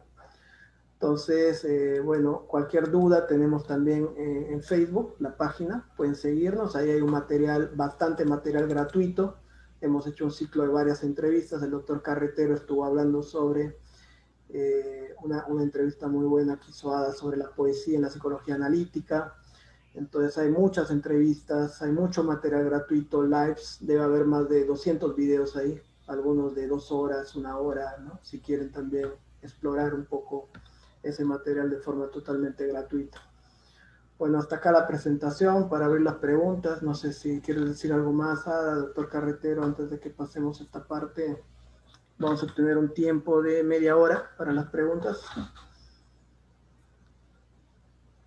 Vamos entonces adelante, porque bueno, hay lindas preguntas y queremos seguir escuchando a Ricardo y no queremos perdernos la parte de que nos lea algún poema. Así que acá Rodrigo pregunta, Ricardo, ¿qué relación hay entre complejo y arquetipo? Bueno, el complejo es lo hemos un poco mencionado. El arquetipo sería la sustancia del complejo, la imagen o la impronta originaria del complejo. Y el complejo, la forma en el que ese arquetipo viene constelado de forma particular en cada una de las psiques, ¿no? Muchas veces, incluso en el complejo, puede usar varios arquetipos, no solo uno que se inerva de forma afectiva, sino una trama de arquetipos unidas en esa trama y que se constelan todos al unísono, agrupados dentro de la psique particular, ¿no?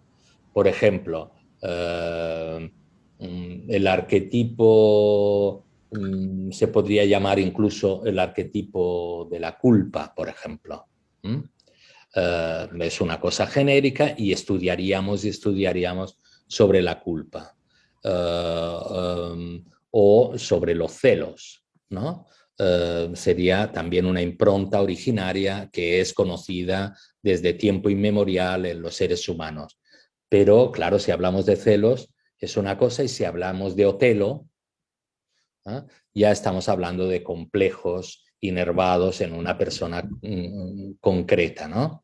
De la forma tan particular donde interviene un ambiente familiar, el tipo de matrimonio, el tipo de amistades de su mujer, en fin, el ambiente de Venecia, todo acaba formando parte de ese complejo, ¿no? Una historia en un lugar particular, inervada de una forma particular. Este es el complejo. El arquetipo es más abstracto y permite, gracias a esa abstracción también, un gran estudio comparativo de lugares, de épocas y tal. Para el estudio, el arquetipo es fundamental y de ahí la escuela arquetipal, con sus distintas fuentes, ¿no? Latinoamericanas a veces, López Pedraza, Hillman y otros, y después la línea, digamos, de los complejos, que ya es una línea muy concreta sobre tramas específicas inervadas de una forma específica, ¿no? Cuando hablamos de Otelo, estamos hablando de un complejo. Podemos hablar del arquetipo que anida ahí dentro, pero ya estamos en Otelo y ya estamos en el complejo, ¿no? y lo arquetípico es más abstracto, más genérico. Clarísimo, Ricardo. Leonel pregunta, de acuerdo con lo que nos leyó sobre la imposibilidad de una teoría única, ¿qué nos podría decir de los esfuerzos de Ken Wilber en su psicología integral y una teoría del todo? No sé, supongo que has escuchado hablar de Ken Wilber, Ricardo. Sí, pero bueno, la teoría del todo, yo creo que lo he respondido bueno, han respondido por mí los guaraníes, ¿no? Con el tema de que el uno no va a ser posible, no va a ser posible tampoco una teoría agrupativa o integral que lo reúna todo, porque toda teoría tiene que ser flexible, porque toda teoría tiene que ser consciente de su limitación. Con lo cual, el todo, sobre todo en el mundo junguiano, pero aquí ya me refiero incluso al sector crítico, digamos que también hay un sector como el arquetipal, capitaneado el sector crítico por Mario Trevi y otros.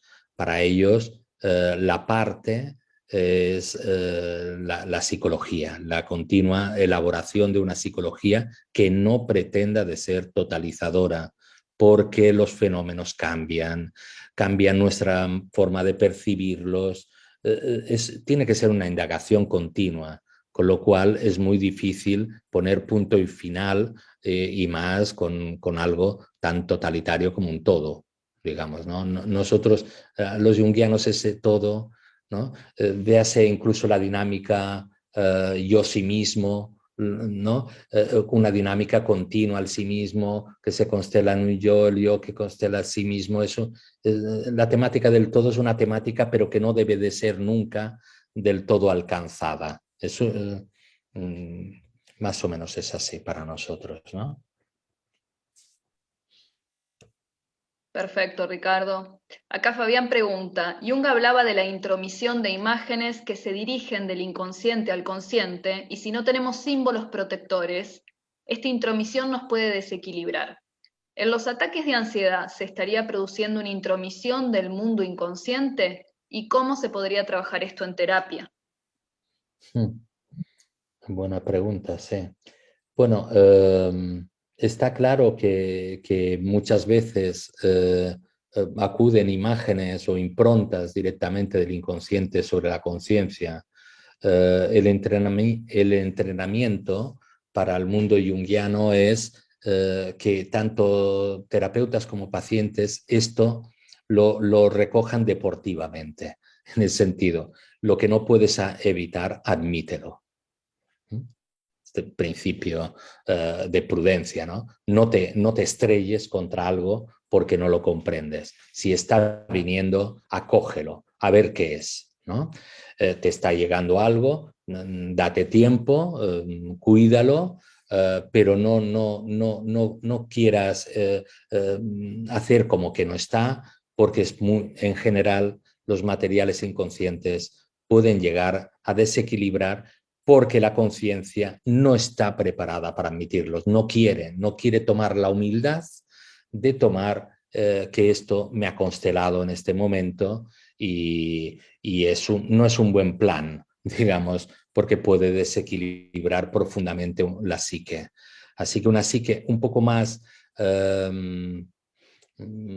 como que pone de su parte una disposición a aceptar como propio el material que provenga de su mismo inconsciente, es una psique más prudente. Y esto es lo que hacen muchos pacientes a lo largo de la cura. Comprender que lo que les viene del inconsciente tiene que ser un poco mejor tolerado, comprendido, y de ahí el recurso también cultural como forma de equilibrar la sustancia de lo que estamos conteniendo en la psique individual. Sí, como una forma de armar un cuenco, ¿no? O esta metáfora del vaso hermético también de la alquimia, ¿no? Como si en Exacto. un punto todo ese caudal o ese contenedor cultural de, bueno, símbolos y producciones y mitos y cuentos y leyendas y literatura hiciera que yo encontrara dónde dejar en remojo, digamos, o dónde apoyar eso que se me está activando, ¿no es cierto? Y bueno, Exacto. ahí es donde el atravesamiento de la formación del analista junguiano como un analista que, bueno, tiene que estar como empapado, ¿no?, de esas producciones. Sí, Y empapado y empático, en una producción empática también consigo mismo, digámoslo así, ¿no? Esa empatía que a veces es la más difícil de adquirir, ¿no? Que es la que uno tiene que tener consigo mismo, ¿no? En el momento de notar que algo le viene del inconsciente y admitirlo, ¿no? Una empatía por similitud. Eso es mi otro en mí que viene hacia aquí, ¿no? Y esto es lo que de esta experiencia los pacientes hacen en general un muy buen uso, lo comprenden perfectamente este tipo de cuestión y es de las cosas que las patologías más proyectivas y por tanto estoy hablando de paranoias y cosas serias, los pacientes poco a poco descubren que esa conciencia puede ser más acogedora y puede contener lo que antes no podía contener, estaba expulsado y le perseguía de continuo, veniéndole encima. Ese es el mundo de la paranoia. Pues esto es lo que intenta el terapeuta en esa sede, ayudar a la psique propia a admitir los materiales cuando le vienen del inconsciente, ayudar también a fecundar esto en el paciente, ¿no? Sí, totalmente. Y me pasé un comentario de Dove que decía que si podrías ahondar un poquito más en esta cuestión de la psicopatología de dos personas, que no sé ahí, Dove, si te referías un poco a lo que habíamos estado hablando del encuentro entre terapeuta y paciente, o hay algo más, o no sé cómo te resuena a vos la pregunta relacional, dice. Relacional, ¿puedes ampliar algo más, Dove? No sé cómo te resuena a vos la pregunta, Ricardo, si querés que te la vuelva a leer. No, más o menos. Un poco lo hemos sobrevolado un poco, ¿no? Esto de la psicopatología 2, ¿no? Eh, claro, si yo pongo, cuando he dicho ahora, he dejado caer la palabra paranoia, cuando hago circular esa palabra para tratar de ver cómo funciona ese boomerang de proyección de elementos psíquicos fuera del territorio y cómo te persiguen continuamente porque son tuyos. Cuando hablo de esa paranoia, evidentemente le acompaño con mi paranoia, toda mi experiencia alrededor de haber visto fuera elementos que estaban en mí. Y también podemos hablar de Otelo y podemos hablar de ciertas cosas que nos puedan ayudar precisamente a acoger como propios ese tipo de materiales, ¿no? Perfecto, Ricardo. Bueno, ya estamos casi en la hora, con lo cual nos encantaría realmente poder, bueno, sigan las preguntas, ¿no? Porque acá, por ejemplo, nos pregunta Márgara, teniendo en cuenta el trabajo con el símbolo y la imagen, ¿se recomienda trabajar este tipo de terapia con pacientes con esquizofrenia? Los pacientes con esquizofrenia son pacientes como yo. Por tanto, de nuevo, la psicopatología 2 significa que habrá una persona en concreto que habrá sido diagnosticada. No siempre estaremos de acuerdo con ese diagnóstico y además es complejo el diagnóstico. Lo cierto es que la esquizofrenia es un diagnóstico de estado. ¿Quién lo ha estudiado? Por ejemplo, Bloila habla de la esquizofrenia como un accidente momentáneo, es el momento de la disociación, ¿no? Él lo estudia como proveniente de una ambivalencia, ¿eh? El sujeto tiene una tensión insoportable y se disocia, ¿vale? Fruto de una ambivalencia emocional, es decir, un afecto que no está bien colocado, se siente atraído hacia algo, pero lo repele por el otro lado. De esa tensión insoportable, la psique se disocia. Bien, ok. pues esto es pero lo que se disocia se puede recomponer. Para Jung y añado, para todos los psiquiatras que estaban en la Burgosli, todos los pacientes eran reversibles de antemano, porque eran vistos como nosotros. Venían con sus vestimentas, con maletas, a veces con la librería, venían ya con la idea de pasar un tiempo en la clínica. No venían a instalarse ni a abandonar su vida porque era momentáneo. Estoy hablando de casos, una agitación maniacal como la que apareció Sabina Spielrein. En primera visita, Jung le comenta, tengo entendido que usted quiere estudiar medicina, no poniendo en ningún caso en entredicho que eso iba a ser el horizonte de la cura. Efectivamente estudió medicina y ha sido una gran psicóloga portadora de materias muy importantes que merece la pena una atención particular, ¿no? Yo trato a todos los pacientes independientemente de los diagnósticos de base. Enseguida aparece una psicopatología 2, es decir, una clara historia clínica muy amplia, donde estamos hablando de toda una familia, de todo un ambiente, se conoce todo, se conoce la situación económica, se conocen todos los problemas pasados, presentes, lo que podamos conocer, y se constela para el paciente desde el principio un terapeuta concreto que está ahí también y que va dejando migajas también de una propia biografía. Esto es el horizonte donde se intenta trabajar con el símbolo en ese tipo de pacientes, porque los símbolos son lo contrario de lo disociativo, son lo recompositivo. Por tanto, cuando se restaura una función simbólica, ya estamos trabajando en recomposición. Esto es técnicamente así, ¿no? Cuando la función simbólica vuelve a caminar, lo que antes tendía a escindirse está aprendiendo a recomponerse.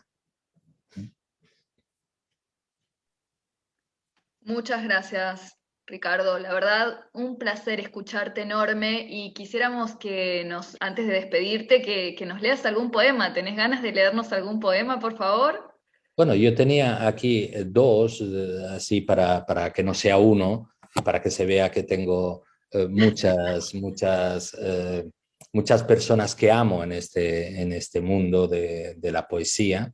En este caso son dos mujeres y creo que son dos tonalidades tremendamente diferentes para tratar los temas. Una, que es una poesía larga, de corte casi elegíaco, tremebundo a ratos, pero donde nosotros podemos comprender cuánto una persona puede llegar a sufrir dentro de determinados momentos históricos, dentro de determinadas situaciones de dificultad, y cómo esto, que enseguida empatizamos sobre lo que está ocurriendo ahí, cómo viene una mano simbólica y una mano capaz de verso corto, en este caso, como Claribel Alegría, para narrarnos una situación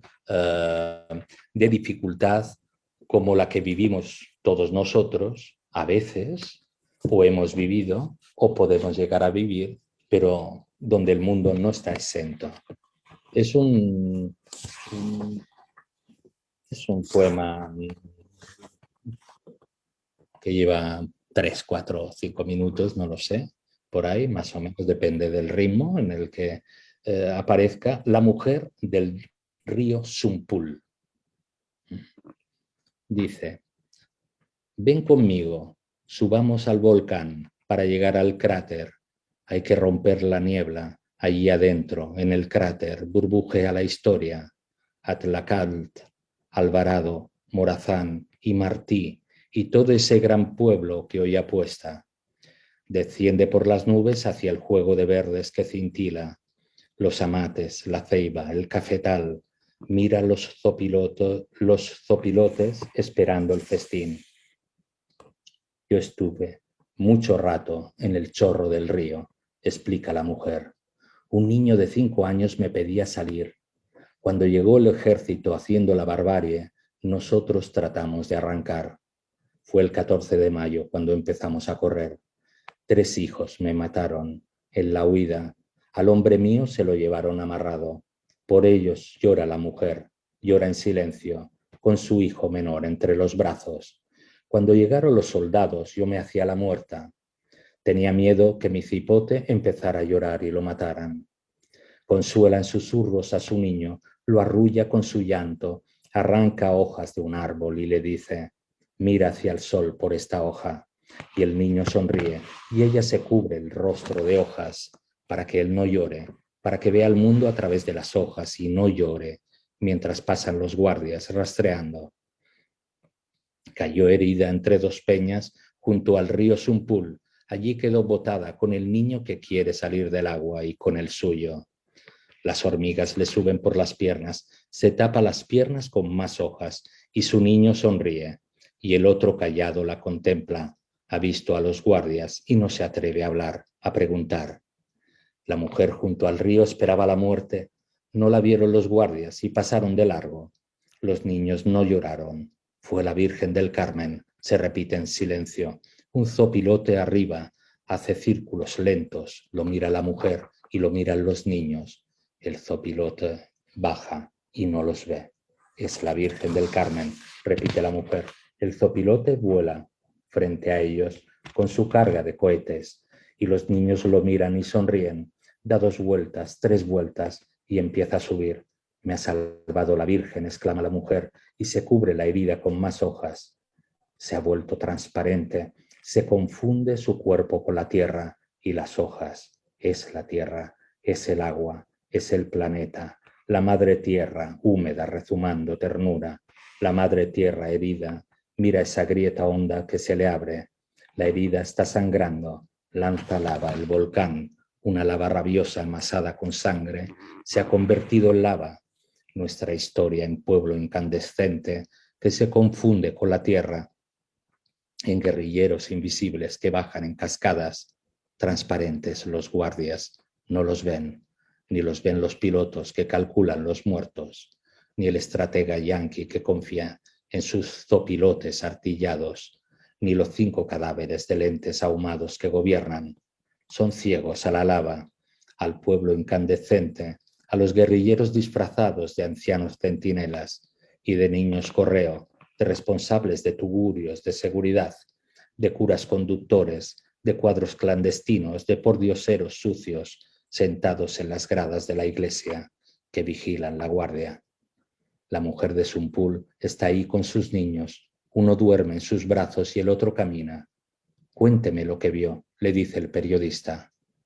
Yo estuve mucho rato en el chorro del río. Esta cuestión, yo creo que Claribel, por ejemplo, narra la historia de Centroamérica ahí y de ciertos complejos que sin duda aquejan, asolan la región en cualquiera de sus ramas que pueda haber. Comprender cómo pasa del personal al impersonal para tratar de coger distancia, ¿no? entre la observación de lo que narra y la narración interior, ¿no? En fin, es una poeta para mí única. Pasó un tiempo por aquí en Mallorca, curiosamente, en la tierra donde resido, y bueno, para mí es la reina absoluta del verso corto. Creo que no hay nadie que tenga esta intensidad. A veces no es tan dura de pelar, digámoslo así, las imágenes que proyecta, pero a mí me ha gustado esta precisamente como homenaje a todos los pacientes que vienen cargados y a todos los terapeutas que vamos cargados a veces con cargas de profundidad un poco que hay que tener aguante, digamos, ¿no? Que hay que sostener el tirón, ¿no? Y bueno, para alegrar un poco el tema, pues tengo aquí también a mi simpática compañera de fatigas, Wisława Szymborska, que es otro registro y otra cosa, y un rostro para mí, muy amable, de locuaz, de una inteligencia absolutamente sintética. En ese sentido es tremendamente junguiana, puesto que no dice dos palabras, si puedo decir una, y en una frase está contenido un mundo. Dice Bajo una pequeña estrella: que me disculpe la coincidencia por llamarla necesidad, que me disculpe la necesidad si a pesar de ello me equivoco, que no se enoje la felicidad por considerarla mía, que me olviden los muertos que apenas si brillan en la memoria, que me disculpe el tiempo por el mucho mundo pasado por alto a cada segundo, que me disculpe mi viejo amor por considerar al nuevo el primero. Perdonadme, guerras lejanas, por traer flores a casa. Perdonadme, heridas abiertas, por pincharme en el dedo. Que me disculpen los que claman desde el abismo el disco de un minué. Que me disculpe la gente en las estaciones por el sueño a las 5 de la mañana. Perdóname, esperanza acosada, por reírme a veces. Perdonadme, desiertos, por no correr con una cuchara de agua. Y tú, gavilán, hace años el mismo, en esta misma jaula, inmóvil mirando fijamente el mismo punto siempre. Asuélveme, aunque fueras un ave disecada. Que me disculpe el árbol talado por las 4 patas de la mesa. Que me disculpen las grandes preguntas por las pequeñas respuestas. Verdad, no me prestes demasiada atención. Solemnidad, sé magnánima conmigo. Soporta, misterio de la existencia, que arranque hilos de tu cola. No me acuses, alma, de poseerte pocas veces. Que me perdone todo por no poder estar en todas partes. Que me perdonen todos por no saber ser cada uno de ellos, cada una de ellos. Sé que mientras viva, nada me justifica, porque yo misma me lo impido. Habla, no me tomes a mal, que tome prestadas palabras patéticas y que me esfuerce después para que parezcan ligeras. Bravo. Una equilibrista maravillosa de las situaciones humanas, ¿no? Y de la búsqueda, por ejemplo, fijaros el complejo de culpa como está en el fondo de todo, y ella tratando de jugar en su cocina, que ni cuando le dieron el Nobel quiso cambiarse de casa en Cracovia, ¿eh? Esta mujer era absolutamente un portento, vivía en una casa con sus gatos y tal, y dice, pero ¿dónde nos vamos si tenemos casa, si no buscamos nada? Y siguió viviendo ahí y haciendo estos poemas para mí con esa punta de ironía, pero sobre un suelo también muy grave, ¿no? de la existencia, muy poderoso y profundo. No, maravilloso, Ricardo. Nos quedaríamos, creo que todos y todas, escuchándote un largo rato más, así que bueno, te comprometemos a que en la formación nos leas poemas, por lo menos en tu espacio de fundamentos clínicos, que nos leas algunos poemas, por favor. Así que bueno, felices de haberte tenido aquí. Muchas, muchas, muchas gracias a vos y a todos y todas los que estuvieron aquí compartiendo esta tarde de sábado. Y bueno, nos vamos a ver en la formación, seguramente. Gracias, Ricardo. Un placer estar con vosotros. Un placer. Chao. Chau a todos. Nos vemos pronto. Chao.